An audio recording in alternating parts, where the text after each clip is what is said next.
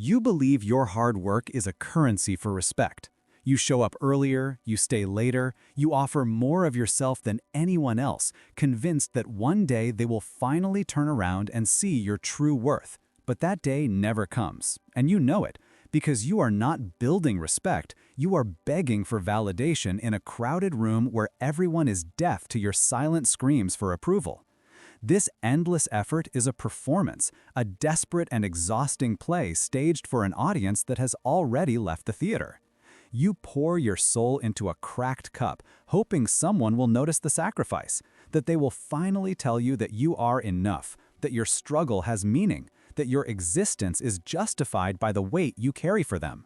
You think your exhaustion is a badge of honor. It is not.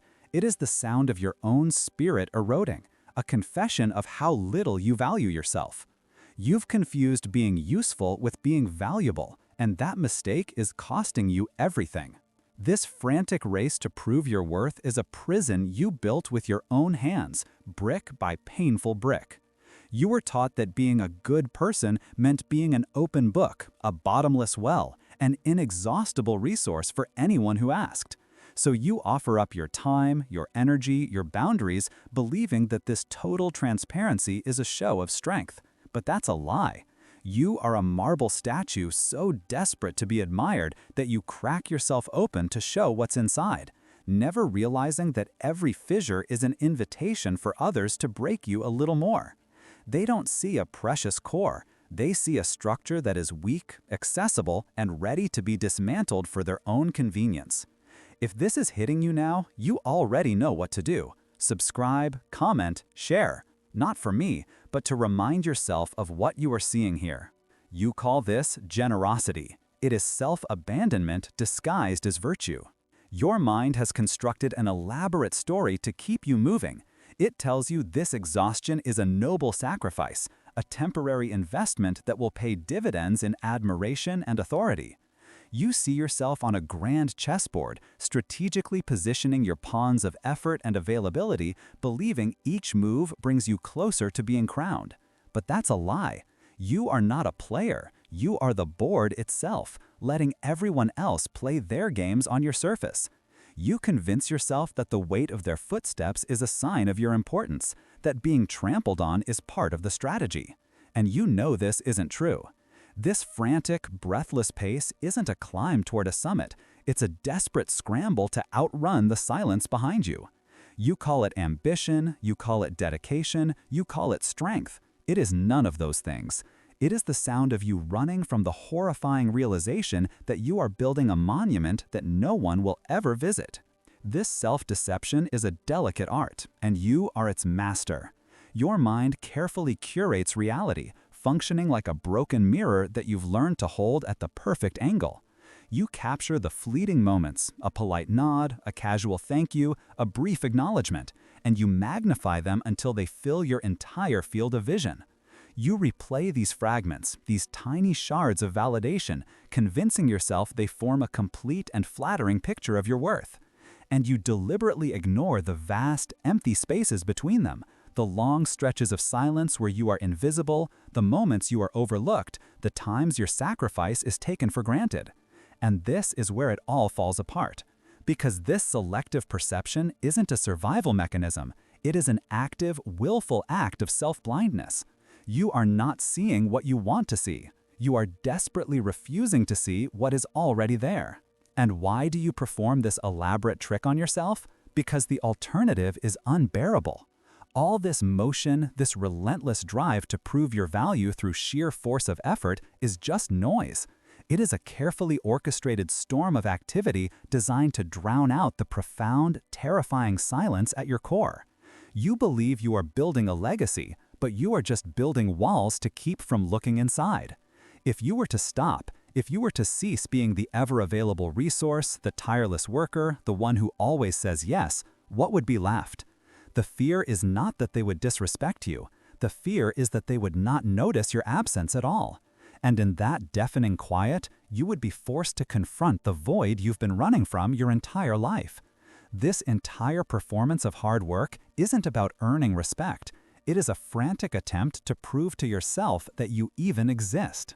Look around you. They are all running the same race, their faces illuminated by the cold glow of their screens as they broadcast their exhaustion to the world. You see them posting pictures from their desks late at night, captions filled with hashtags about the grind and the hustle, turning their burnout into a performance piece for an audience of ghosts. And you participate. You send that email at 11 p.m. not because it's urgent, but so they can see the timestamp. You talk about how little you slept, not as a complaint, but as a credential. They applaud this public self-destruction, calling it dedication, ambition, passion. But that's a lie. It is a shared delusion, a collective agreement to glorify the chains you all wear. You watch them trade their lives for a few hollow likes from people who will forget them by the next scroll, and you do the exact same thing, hoping your sacrifice will somehow be different. It won't be. Listen to them in the break room, at dinner, in hushed phone calls. Their conversations are a litany of competitive suffering, a contest to see who is more drained, who is carrying a heavier burden, who is closer to the breaking point. They wear their busyness as a badge of honor, a substitute for a personality, believing that an overflowing calendar is proof of a full life. And you know it isn't. You join in, adding your own tales of skipped lunches and weekend work, feeling a brief, fleeting sense of belonging in this circle of the willingly depleted. You all nod in grim understanding, reinforcing the myth that your value is measured in how completely you can erase yourselves for a job, for a project, for a cause that will replace you without a second thought. You are all just ghosts haunting the hallways of your own lives, mistaking your shared invisibility for camaraderie. They celebrate the illusion everywhere. They build monuments to it in business magazines. They preach its gospel in motivational speeches. They tell their children that relentless, punishing work is the only path to dignity. They worship the outcome but ignore the cost, pointing to the one who made it while conveniently forgetting the millions who were broken by the same path. You see them chasing a finish line that is constantly moving, convinced that one more project, one more sacrifice, one more sleepless night will finally bring them the respect they crave. And you run with them. You see the frantic, desperate look in their eyes, the same one that stares back at you from the mirror, and you pretend it's the look of determination. But it is the look of someone who has forgotten what they were running for, driven only by the terror of what might happen if they ever stopped. And so you tell yourself this story, that your labor is a monument, a solid structure that forces the world to finally acknowledge your presence. You are the builder, spending your life laying stone after painful stone, convinced that the finished bridge will finally make them see you, that they will honor the hands that bled for their passage. You work day and night, asking for nothing, silently waiting for that moment of recognition. But when the day comes, they all cross, celebrating the convenience, admiring the structure, but never once looking at the one who built it. And you know this. You feel it every time your effort is absorbed without a trace, every time your sacrifice becomes their path. You built a way for them to walk over you, and you mistook the trampling for attention. Your hard work doesn't make you valuable. It makes you part of the landscape, as silent and serviceable as the ground beneath their feet. This desperate need for them to see you is a confession. You believe that by cracking yourself open, by showing them every flaw, every fear, every ounce of effort, you are proving your authenticity, offering them a glimpse of your precious core. You are a marble statue, so eager for admiration that you fracture your own surface to show what's inside. But that's a lie. They don't see a treasure. They see a structure that is compromised, weak, and ready to be dismantled for their own use. Every fissure you create is an invitation for them to break you a little more. You call it transparency, you call it vulnerability, but it is a broadcast of your insecurity, a silent plea for someone to put you back together. People do not respect what is desperately available. They are repelled by it. Your need for validation is a ghost that walks ahead of you, clearing the room before you even arrive. So you keep running, you keep building, you keep working. Not for them, never for them. You are running from the deafening silence inside your own head. All this motion, this frantic performance of competence and dedication is just noise you create to drown out the horrifying truth of your own emptiness. You believe you are chasing respect, but you are fleeing from yourself. Because if you were to stop, if the noise of the grind were to cease, you would be left alone in a room with the one person you cannot stand to face. And here is the truth you have built your entire life to avoid. You are not afraid they will disrespect you. You are terrified that if you stop proving your worth for a single second, you will discover there was never anything there worth respecting. Your greatest fear is not their judgment, it is your own vacancy. Imagine a man standing before a great chasm, his town on one side, their future on the other. You are that man. You decide to build them a bridge, not just of stone and wood, but of your own flesh and bone. You spend years in solitude, your hands bleeding as you lay each stone, your nights spent staring into the darkness, fueled by a single burning promise you made to yourself. You believe that every drop of sweat is a word and a sentence that will finally make them understand your worth. You tell yourself, this isn't for praise, it is for purpose. But that's a lie. You are building a monument to your own quiet desperation, convinced that if you can just create something solid, something undeniable, they will have no choice but to see the person who built it. You mistake the weight of the stones for the weight of your own significance.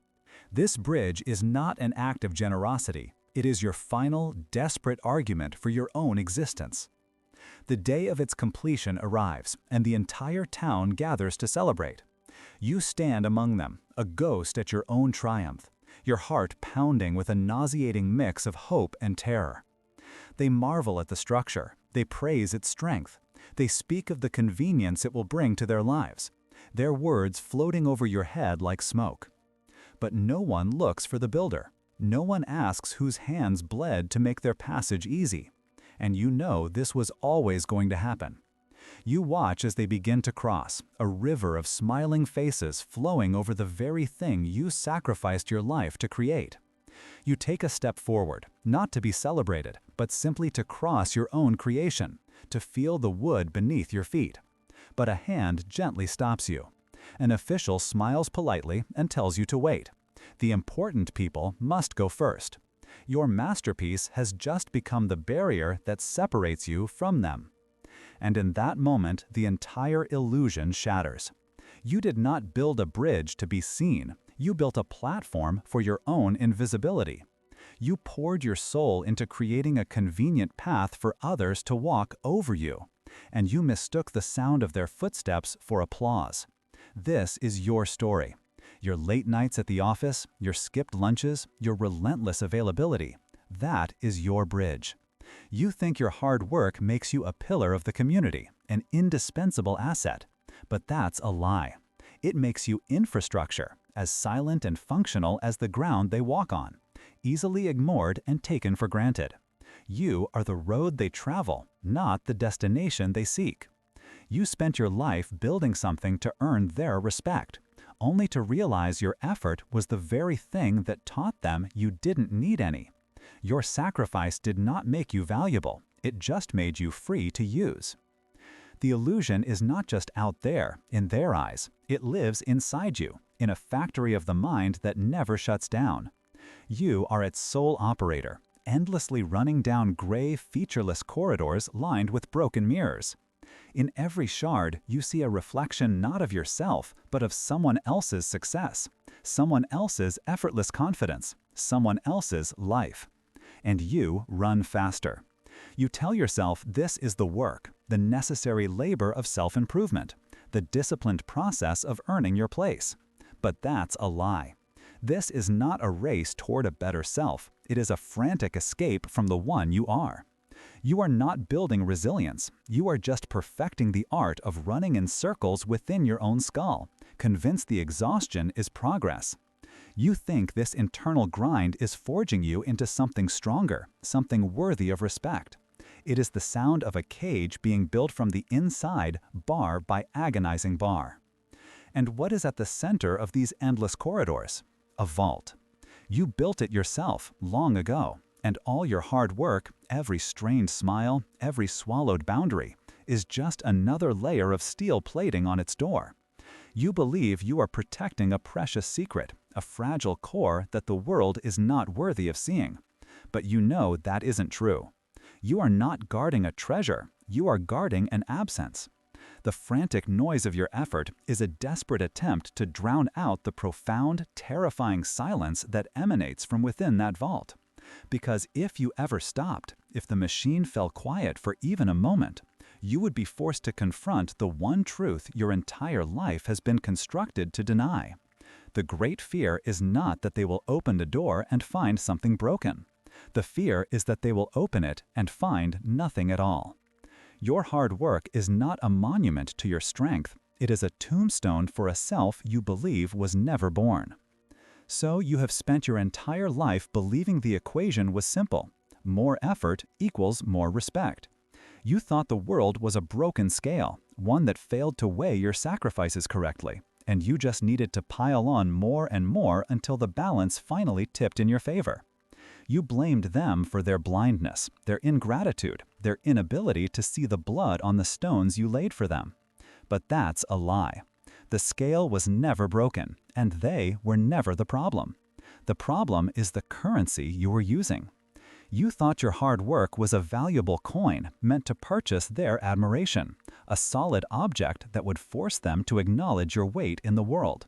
And here is the truth that will dismantle everything. Your hard work was never for them. It was a drug you administered to yourself, a constant low-grade anesthetic to numb the deep internal ache of your own perceived worthlessness. And now you see it. Hard work is an illusion was never a statement about corporate greed or unfair bosses or an ungrateful world. It was a diagnosis of your soul. The illusion is the belief that you can construct a self out of sheer activity, that you can fill an internal void by piling external achievements on top of it. You keep running down those corridors, not to find an exit, but because the sound of your own footsteps is the only proof you have that you exist. All this effort, this relentless grind, was never about building a monument for others to admire. It was about building a cage for yourself so you would never have to face the terrifying emptiness inside. You were not working to prove your value to the world. You were working to hide the horrifying suspicion that you had none. And now that the noise has stopped, what will you do with the silence you've been running from your entire life?